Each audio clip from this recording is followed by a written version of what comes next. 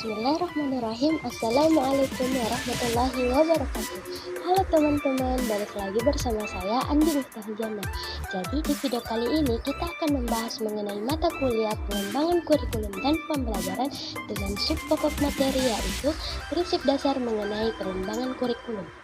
Jadi, sebelum kita belajar lebih lanjut mengenai prinsip dasar pengembangan kurikulum, ada baiknya kita tahu apa sih itu kurikulum. Nah, bisa kita lihat di sini teman-teman bahwa menurut Undang-Undang Nomor 20 Tahun 2003, kurikulum merupakan seperangkat rencana dan pengaturan mengenai tujuan, isi, dan bahan pelajaran serta cara yang digunakan sebagai pedoman penyelenggaraan kegiatan pembelajaran untuk mencapai tujuan pendidikan tertentu. Nah, karena kita sudah tahu mengenai apa itu kurikulum, selanjutnya kita akan membahas mengenai prinsip dasar pengembangan kurikulum. Untuk pembahasan yang pertama, kita akan membahas mengenai pengertian prinsip dasar pengembangan kurikulum. Nah, karena tadi kita sudah membahas mengenai pengertian kurikulum, maka sekarang kita akan membahas yang pertama, yaitu mengenai pengertian dari prinsip. Nah, di sini ada beberapa sumber. Untuk yang pertama, menurut Kamus Besar Bahasa Indonesia, prinsip merupakan asas atau kebenaran yang menjadi dasar atau pokok berpikir, bertindak, dan sebagainya. Kemudian yang kedua yaitu menurut Badudu. Menurut Badudu, prinsip merupakan sesuatu yang dipegang sebagai patokan. Dan yang terakhir menurut Syekh Jamilus, prinsip merupakan sesuatu yang sangat penting, pokok, mendasar, yang memiliki sifat mengatur, mengarahkan pada sebuah tindakan. Nah, dari pengertian-pengertian tersebut, maka dapat kita ambil kesimpulan bahwa pengertian dari prinsip dasar pengembangan kurikulum merupakan berbagai hal mendasar yang dijadikan patokan dalam menentukan berbagai tindakan yang terkait dengan pengembangan kurikulum. Pembahasan selanjutnya yaitu mengenai sumber prinsip dasar pengembangan kurikulum. Nah, sumber-sumber yang saya paparkan di sini merupakan sumber-sumber yang diungkapkan oleh Peters F. Olivia pada tahun 1998. Baik, untuk sumber yang pertama yaitu data empiris atau empirical data, di mana data empiris ini merupakan data yang berisi tentang kelebihan dan kekurangan dari kurikulum sebelumnya.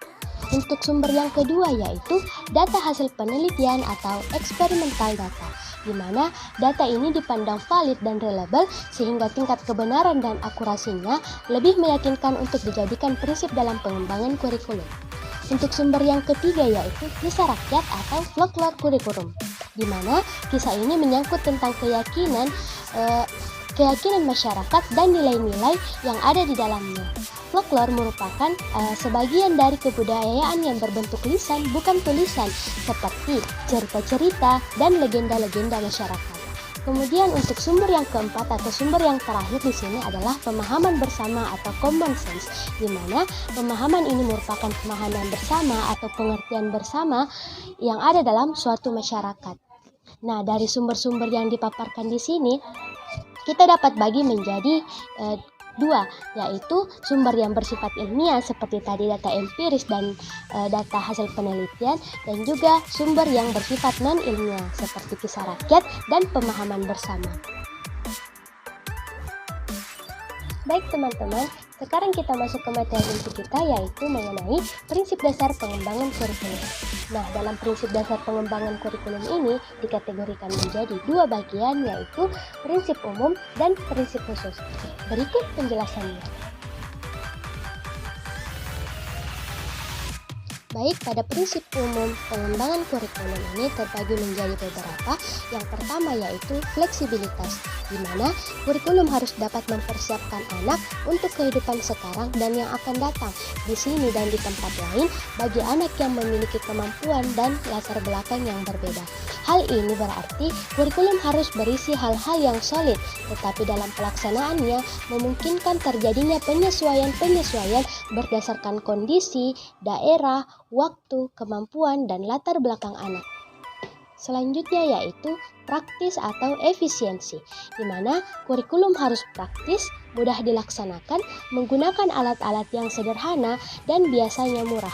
Dalam hal ini, kurikulum dan pendidikan selalu dilaksanakan dalam keterbatasan-keterbatasan, baik keterbatasan waktu, biaya, alat, maupun personalia.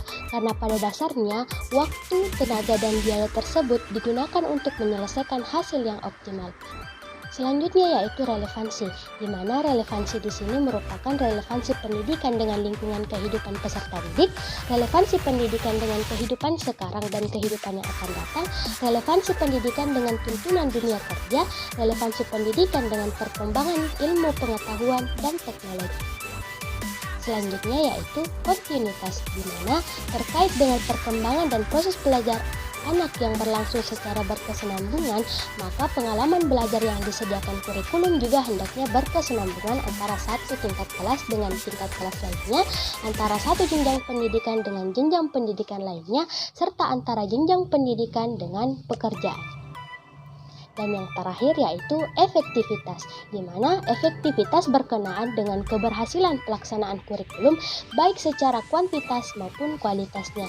Kurikulum merupakan penjabaran dari perencanaan pendidikan dari kebijakan-kebijakan pemerintah. Nah, selanjutnya kita masuk ke prinsip khusus pengembangan kurikulum. Di sini terdiri atas 5 bagian. Yang pertama, prinsip berkenaan dengan tujuan pendidikan. Yang kedua, prinsip berkenaan dengan pemilihan isi pendidikan. Yang ketiga, prinsip berkenaan dengan pemilihan proses belajar mengajar. Yang keempat, prinsip berkenaan dengan pemilihan media dan alat peraga. Serta yang terakhir yaitu prinsip berkenaan dengan pemilihan kegiatan penilaian.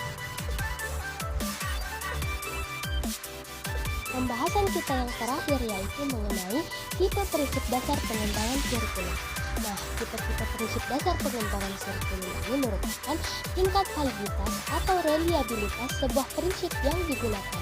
Hal ini berkaitan dengan sumber prinsip pengembangan kurikulum itu sendiri, di antara fakta data, konsep, dan prinsip tingkat kepercayaan yang tidak diragukan atau telah terbukti uji riset yang berulang-ulang. Prinsip yang dapat digunakan dalam pengembangan kurikulum dapat kita klasifikasikan menjadi 3 tipe.